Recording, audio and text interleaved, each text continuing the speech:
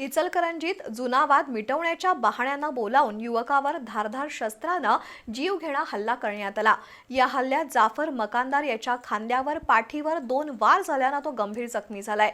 त्याच्यावर सांगलीतील रुग्णालयात उपचार सुरू आहेत। या प्रकरणी पोलिसांनी रात्री उशिरा 6 जणांना अटक केली आहे। इचलकरंजीतील शहापूर इथं राहणारा जाफर मकानदार आणि त्याचा मित्र शाहिद सय्यद यांनी नासिर गड्डेकर यांच्या दुचाकीवरील वैयक्तिक रूपाशी रेडियम अक्षरं खोडल्याच्या कारणावरून यापूर्वी वाद झाला होता। हा वाद मिटवण्याच्या नावाखाली साहिल जमादार यानं जाफर याला बालाजी चौकात बोलवलं।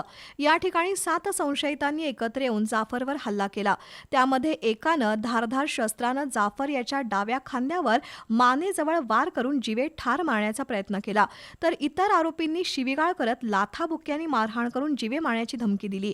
या हल्ल्यात जाफर मकानदार गंभीर जखमी झाला असून उपचारादरम्यान त्यानं दिलेल्या जबाबावरून आज दुपारी गुन्हा दाखल करण्यात आला। त्यानुसार पोलिसांनी 6 संशयितांना अटक केली आहे।